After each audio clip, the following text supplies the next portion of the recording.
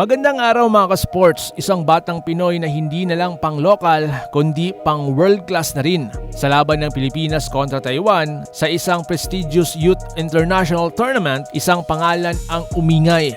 Walang iba ka-sports, Chog Moral. Nakakuha lang naman siya ng 20 points, 10 rebounds at isang dominanting performance na hindi makakalimutan ng mga Taiwanese. Hindi siya mabantayan, hindi siya mapigilan, bata pa lang, halimaw na. Kung trip mo po ang ganitong content, paiwan ng follow at pa-subscribe na din. Tara, kilalanin natin at balikan ang nakakabilib niyang laro. Para sa mga fans na hindi pa masyadong familiar kay Chog Moral, siya ay isa sa mga pinaka-aabangang batang basketball player sa ating bansa. Kilala siya sa kanyang lakas, presence sa loob ng paint at kanyang hustle na parang veterano na agad kung kumilos sa loob ng court. Nagsimula si Chog sa mga grassroots tournaments, sinundan ng mga school leagues at ngayon mga ka-sports ay isa na siya sa top prospect ng Gilas Youth Program.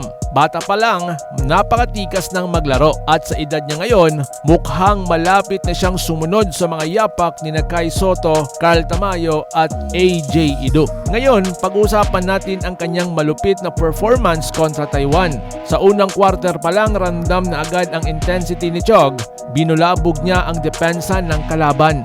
Nagpakawala ng mid-range jumper, offensive rebound at solidong putback slam na nagpahiyaw sa crowd.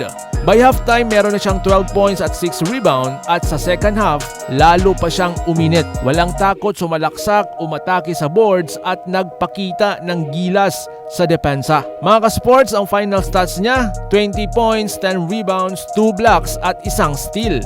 Hindi lang ito basta stat padding, talagang impactful ang mga ginawa niya sa court. Every position, ramdam mo talaga ang kanyang presence mga ka-sports. Hindi alam ng mga Taiwanese defenders kung paano siya babantayan. Minsan double team na, nalulusutan pa rin. May sequence pa nga siya kung saan tinira siya ng kalaban pero binutata niya ang layup tapos siya rin ang tumapos sa kabilang dulo. Kung hindi mo kilala si Chog, isipin mo PBA rookie na agad siya. Ang mga coaches ng Taiwan ay napapa-time out na lang. Tila ba nagpaplano na lang kung paano wag magmukhang dihado pero hindi nila napigilan si Chog kasi pag determinado, unstoppable talaga. Ayon sa ilang observers, may mga international scouts na ngayon pa lang ay tutok na tutok kay Chog Moral. Hindi lang siya basta scorer, marunong siyang pumasa, magbasa ng laro at may disiplina sa depensa. May mga haka-haka na baka kunin siya ng isang elite basketball academy abroad o kaya naman ay maging core player ng Gilas Youth sa susunod na FIBA U17 o U19 tournaments.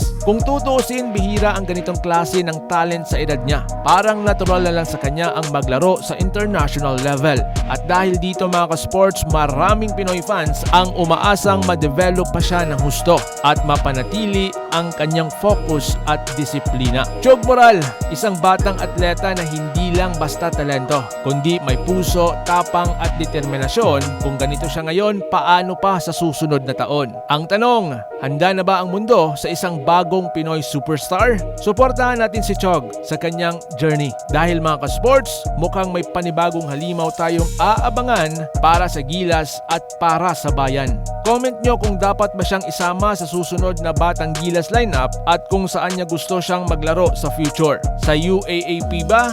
Sa NCAA o diretso na sa pro?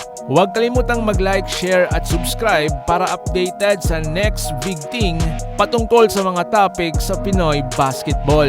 So paano? Ingat po kayo.